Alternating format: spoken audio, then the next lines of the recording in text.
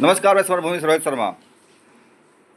नरेंद्र मोदी और अमित शाह मिलकर देश में तमाशा खड़ा कर दिया है और चुनाव आयोग इसमें मोहरा बन गया है। चुनाव आयोग जिस तरह से नरेंद्र मोदी और अमित शाह के हाथों की कठपुतली बन गया, बंदर की तरह नाच रहा है और लगातार आए दिन हर चीज़ का बदलाव ला रहा है। और वो बदलाव किस दिशा की ओर है, इस पर बिहार में भारी हलचल मचा हुआ है। तमाम न केवल तमाम राजनीतिक पार्टियां बल्कि नागरिक समूह भी इस पर कड़ी प्रतिक्रिया व्यक्त कर रहे हैं। इसी सिलसिला में कल association for studies and action Asha और केदार दास श्रम एवं समाज अध्ययन संस्थान की ओर से एक परिचर्चा का आयोजन किया गया था। इस परिचर्चा में इस चुनाव आयोग के मनमानी रवैये और नरेंद्र मोदी अमित शाह जैसे लोगों के द्वारा देश में किए जा रहे उथल पुथल, करोड़ों लोगों की मतदाता नागरिकता को ख़त्म करने का जो प्रयास किया जा रहा है, इसके खिलाफ लगातार परिचर्चाएँ चल रही है। राजनीतिक माहौल गर्म है। इसी सिलसिले में यहाँ एक कार्यक्रम हो रहा है। आप देखिए, सुनिए और समझिए कि देश में किस तरह से राजनीतिक माहौल गर्म है, खासकर बिहार में, क्योंकि बिहार चुनाव आयोग का नरेंद्र मोदी और अमित शाह का एक लैब बन चुका है। आइए सीधा हम प्रोग्राम में सुनते हैं और एक संक्षिप्त रूपरेखा यहाँ पर प्रस्तुत करते हैं। और ना ही जीत मानते हैं। कोर्ट ने 2-3 जो डॉक्यूमेंट है उसके बाबत अपनी बात एक निर्देश दिया, मतलब एक सुझाव दिया और सिटीजनशिप को लेकर ध्यान आकृष्ट किया आयोग का। आयोग और सर्वोच्च न्यायालय दो ऐसे संवैधानिक संस्थान है जो दोनों एक दूसरे के मान का ध्यान रखते कभी भी कोर्ट को हम लोगों का जो ट्रेंड रहा है, कभी नहीं देखा गया कि आयोग की बहुत जमकर खिंचाई की हो और बहुत सख्त टिप्पणी की गई हो आयोग को लेकर। हालांकि एक आध उदाहरण है इलेक्टोरल बॉन्ड को लेकर, जिसमें कोर्ट ने सख्त निर्णय लिए और आयोग के इस इलेक्टोरल बॉन्ड को अवैध घोषित की। लेकिन और दूसरा उदाहरण हम नहीं देखते। व्यवहारिक बात यह है कि अगर हम पिछले कुछ दिनों के इंडियन एक्सप्रेस की रिपोर्टिंग देखें तो इसमें दो बातें आपको दिखाई पड़ेगी कि सीमांचल एरिया में कई दस्तावेज मांगे जा रहे हैं, जबकि पटना के आसपास के ग्रामीण इलाकों में सिर्फ आधार से ही सबमिट आधार ही मांगा जा रहा है। तो ये जो आयोग का जिनकी जो कार्य प्रणाली है, इस पर सवाल खड़े, यह नहीं होना चाहिए। दूसरी बात जो हम लोगों का अनुमान है कि आप देखेंगे कि 25-26 तक, जैसा हम लोग एक अनुमान कर रहे हैं कि आयोग का एक प्रेस विज्ञप्ति जारी होगा कि सकुशल संपन्न हो गया और 8 करोड़ आवेदन जमा हो गए, और उसके बाद जो खेला होगा वो देखने वाली बात होगी कि उसमें कितने लोग छट जाते हैं और कितने लोग शामिल किए जाते हैं। असल वो मामला है। एक महत्वपूर्ण बात जो मुझे लगता है कि इस पूरे प्रकरण में, जैसा कि कोर्ट का आदेश है, ये पब्लिक डोमेन में भी है, कि आप देखेंगे कि आयुक्तों की नियुक्ति का जो मसला था उसमें पहले चीफ जस्टिस होते थे, प्रधानमंत्री होते थे और एक विपक्ष के लीडर होते थे। लेकिन अब उसको बदल दिया गया है। अब प्रधानमंत्री हैं, एक मंत्री होते हैं और एक विपक्ष के नेता होते हैं। ऊपर से जो आदेश आता है उसको विपक्ष के जो लीडर है वो मानते ही हैं, क्योंकि उसको इनकार करने के बावजूद भी उनकी बात नहीं मानी जाएगी। तो ये पूरा आप ट्रेंड देखिए आयोग का। विपक्ष जो आरोप लगाती है कि महाराष्ट्र में वोट की चोरी हुई, हरियाणा में हम जो खेल देखे, अब ये तो सीधा सीधी वोटिंग राइट से ही वंचित किया जा रहा है। तो इस पूरे मामले को हमको इस रूप में भी देखने की आवश्यकता है। और विपक्ष का जो ये प्रतिरोध है, यह सिर्फ सांकेतिक ना हो, सिर्फ एक जगह ही सिमट के ना हो, इसको निरंतरता में आगे बढ़ाए जाने की जरूरत है। सिर्फ एक संगठन या कुछ लोगों की ये जिम्मेवारी नहीं है। आयोग की जो ये कारस्तानी है, इस पर निरंतर आवाज उठाते रहने की जरूरत है, प्रखंड से लेके स्टेट हेडक्वार्टर तक, और ये निरंतर उठाए जाने की जरूरत है। क्योंकि आयोग इस दुनिया के सबसे बड़े लोकतंत्र में जो इस पिछले कुछ वर्षों में जो ये हो रहा है, वो हमारे ये डेमोक्रेसी के लिए बहुत, इसके सेहत के लिए बहुत सुखद नहीं है। ये चिंतित करने वाली बात है कि आयोग बड़े पैमाने पे लोगों को वोटिंग राइट से वंचित करने के अभियान में लग चुकी है। और ऐसे में हमारे, अच्छा, इस पूरे ये बहस में पलायन कर चुके मजदूरों को लेकर, कामगारों को लेकर एक भी टिप्पणी उस प्रकार से नहीं आई। 28 तारीख वाले सुनवाई में हो सकता है कि आए, लेकिन इस पर कभी कुछ बात नहीं हुई कि आखिर उनके साथ जो दिक्कत आएगी उसका क्या होगा, उसको लेकर हम लोग क्या विचार कर सकते हैं। क्योंकि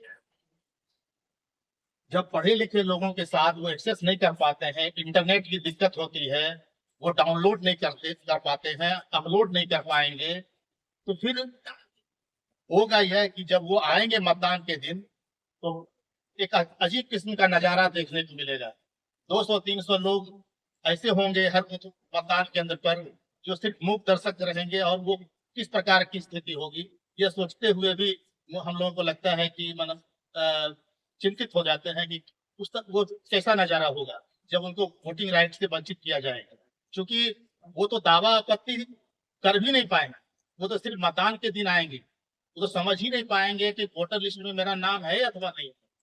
इसलिए मुझे लगता है कि नागर समाज संगठन को, राजनीतिक दलों को लगातार इस विषय को लेके आवाज उठाते रहने की आवश्यकता है, और निरंतर आवाज उठाते रहने की जरूरत है, क्योंकि ये व्यापक हित में बहुत बड़ा नुकसान होने वाला है। धन्यवाद। ज्यादा से ज्यादा वही वंचित होंगे जो गरीब।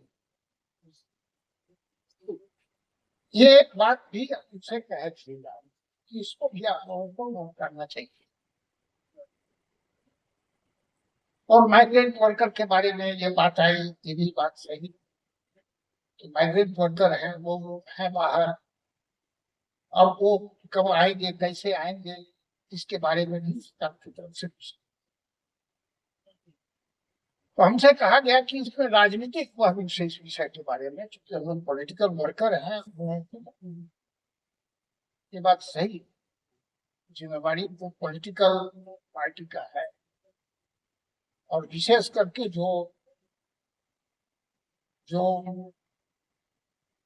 सचमुच में पीड़ित समाज के लिए जो सोचते हैं, उनकी जवाबदेही ज्यादा है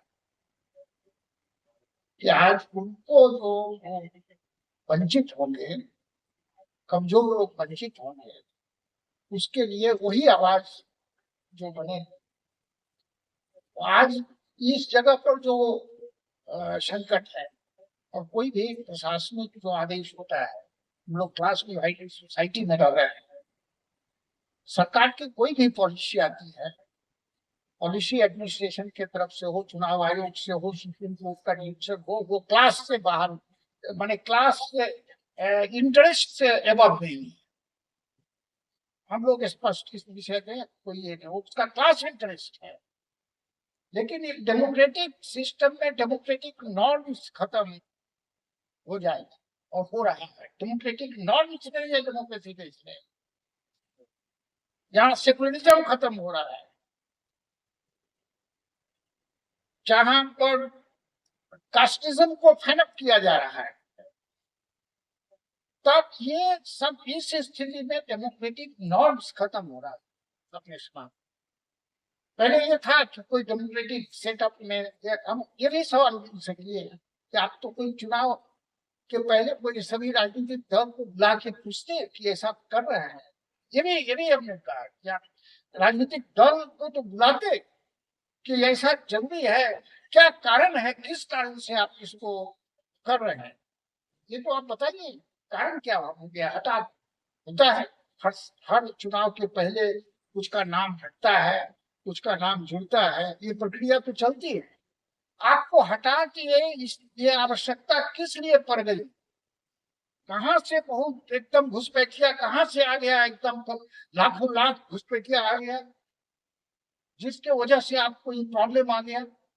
तो ये तो आपको बताना चाहिए, तो और पूछना चाहिए पॉलिटिकल पार्टियों से कि सभी पार्टी अपना वक्तव्य देते कि हाँ इस काम को करना। कोई पॉलिटिकल पार्टी कहेगी कि नहीं, जो इस देश का नागरिक नहीं है उसको वोट देने का, उसको वोट देने दिया जाए? ये तो कोई पॉलिटिकल पार्टी नहीं करेगी। इस देश के नागरिक को, लेकिन इस देश का नागरिक कोई छूट जाए ये भी नहीं होना चाहिए। तो ये इसमें जो है ये सवाल को मिल करके सभी की ताकत थोड़ी ताकत, और फिर जो मेन पॉलिटिकल फोर्स है, ये भी चल रहा है कि ये जो टू पार्टी सिस्टम में देश को लाना, हमारे यहाँ बहुदलीय जनतंत्र जो है इसको टू पार्टी सिस्टम में ही ले आने के लिए धीरे धीरे कोशिश एक अटेम्प्ट चल रहा है। ये बहुत दिन से कोशिश है और ये कोशिश का भी एक पार्ट है, ये भी एक पार्ट है। इसलिए एक गंभीर मामला है। अपोजिशन को ये सब छोटी मोटी तो गड़बड़ी पहले भी होती थी, किसी का वोटर लिस्ट से नाम हटा दिया जाए, कुछ नाम एडिशनल नाम जोड़ दिया जाए, ये सब कुछ गड़बड़ी पहले भी है। विभिन्न जगह इलेक्शन के समय विभिन्न स्टेट्स में इस तरह की कुछ घटनाएं होती थी। लेकिन ये जो बड़े पैमाने पर इस तरह से, और वो रूलिंग पार्टी के पास संसाधन है, रूलिंग पार्टी के पास सब चीज है, वो अपने वोटर को बस में लाद करके अपना उसको सब कुछ कर सकते हैं। वो एडमिनिस्ट्रेशन की मदद से उसका सब डॉक्यूमेंट प्रिपेयर कर दे सकते हैं। हमारे और अपोजिशन के लिए वो सुविधा नहीं रहेगी। अपोजिशन में भी कुछ पार्टियों के लिए सुविधा रहेगी, कुछ पार्टियों के लिए नहीं रहेगी। अपोजिशन में भी कुछ पार्टी के लिए रहेगी, कुछ पार्टी के लिए नहीं रहेगी।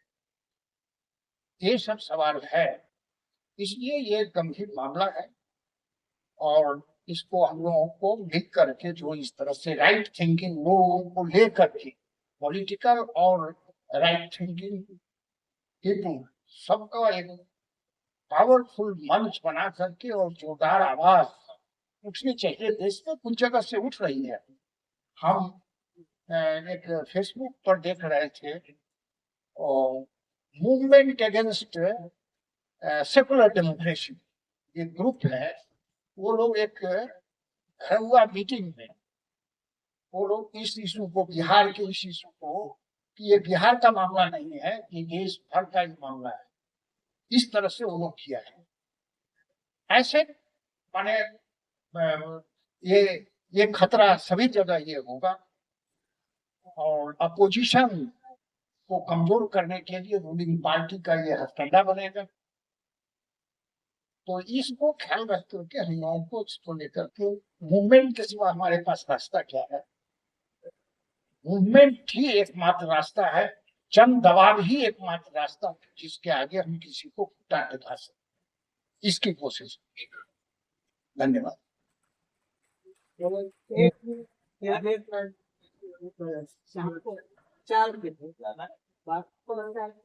इस तरह के तो अब चुनाव आयोग को जो हम ज्ञापन देते हैं, आपको लगता है कि राज्य की जो रूलिंग पार्टी इसको और केंद्र की डिमांड राजनीति, क्योंकि आप देखेंगे कि जो 24, 25, 26, 27 में उसका जिक्र आपको जो फंक्शनिंग है उसके दायरे क्या और कैसे हो, इसलिए एक बार बड़े गवर्नमेंट में जाने के चाहिए। आपको तात्कालिक पार्टी है राज्य और केंद्र को और राष्ट्रपति को इनको देने का एक वक्त है और उसके बाद हमको करना चाहिए। अब अगले वक्ता के रूप में सीपीआई एमएल के नेता नंदकिशोर जी से आग्रह किया है। नंदकिशोर जी।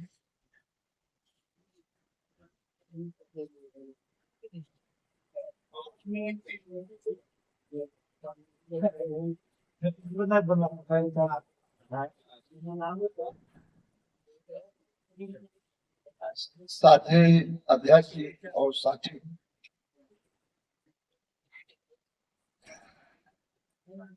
5 मिनट में बात समाप्त कर लेंगे। 5 मिनट में बात समाप्त करने के लिए तो सूत्र वाक्य में साथियों, हमारे देश में जो व्यवस्था चल रही है, अमूमन उसका वर्णन करने में, उसका चित्रण करने में लोगों से गलती हो जाती। जब लोकतंत्र और जनतंत्र की बात हम करते हैं तो उसको निरपेक्ष रूप से करने लगते हैं। कांग्रेस पार्टी के लिए माफी है, राजद के लिए भी माफी है, और उस तरीके जो शासक वर्ग की पार्टियां हैं उनके लिए माफी। जो अपने को मार्क्सवाद और लेनिनवाद का वैज्ञानिक समाजवाद के सिद्धांत का वारिस मानते हैं, उनके लिए यह माफी नहीं है। भारत में जनतंत्र है, यह आधा सच हो सकता है, चौथाई सच हो सकता है। हम लोगों को बोलना चाहिए भारत में पूंजीवादी जनतंत्र, और अगर इसको थोड़ा और महीने में जाया जाए तो भारत विकसित पूंजीवादी देश भी नहीं।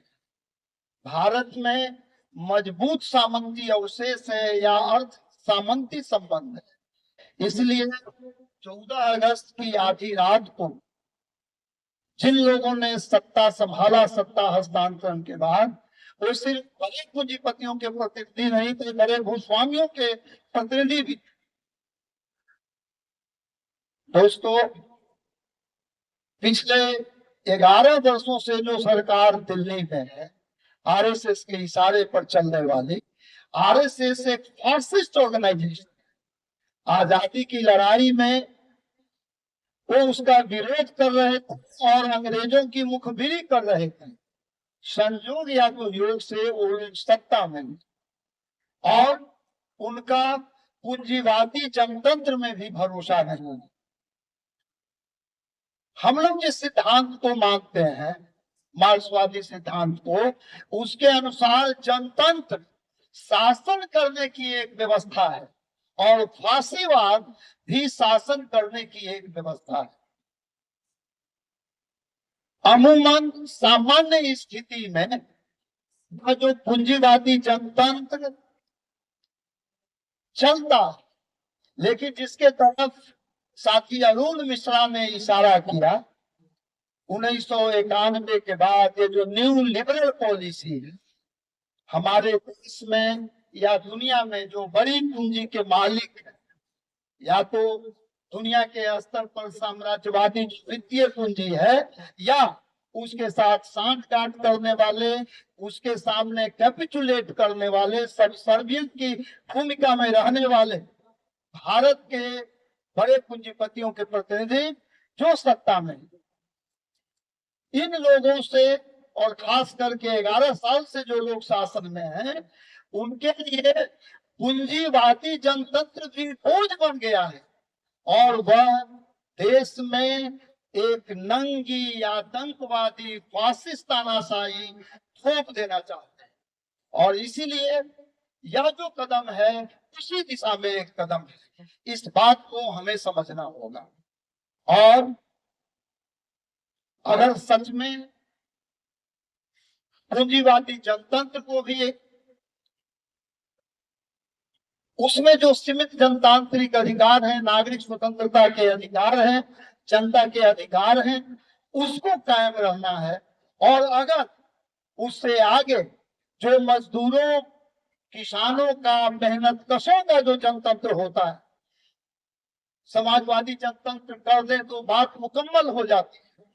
तो मेहनत कशों के पक्ष वाला जो जनतंत्र है, और जो बड़े लोग हैं, धन्ना सेठ हैं, मोटी तोंद वाले हैं, जो बड़े पूंजीपति हैं, साम्राज्यवाद के एजेंट हैं, और उनके जनतंत्र पर थोड़ा अंकुश लगाने की बात हो जाए, वह लड़ाई सिर्फ 5 साल में एक वोट देने से नहीं होता है। उसके लिए सड़कों पर उतरना होता है। 9 जुलाई को हम सड़कों पर उतरे, बिहार में उतरे, हो सकता है कि और भी कुछ जगह पर उतरे होंगे, लेकिन उसी से फैसला होगा कि हमारे देश में जो जनतंत्र जिस हद तक है, जो सीमित जनतंत्र है, वो कायम रहेगा कि वो खत्म हो जाएगा। और इसीलिए वो फैसला सड़कों पर ही होगा। और इस फासिस्ट निजाम को इतिहास ने उसके लिए जो जगह मुकर्रर की है, वह जगह है इतिहास का कूड़ेदान, बंगाल की खाड़ी और हिंद महासागर की अतल गहराई। अगर इसको मुकम्मल बनाने के लिए हम तैयार हैं, तो हम जनतंत्र को गहरा कर सकते हैं। हम यह जब जनतंत्र की बात होती है और ये पूंजीवादी संविधान का जब गुणगान होता है, तब हमें पीड़ा होती है। हमारा काम इस पूंजीवादी संविधान की रक्षा करने में और उसके लिए कसीदा गढ़ना नहीं है, हम उससे आगे की बात करते हैं। और वह हमारे एजेंडा पर रहेगा तो जो सीमित जनतांत्रिक अधिकार इस व्यवस्था में है, भारत जैसे देश में है, उसको न सिर्फ बचा पाएंगे बल्कि आप गहरा कर पाएंगे।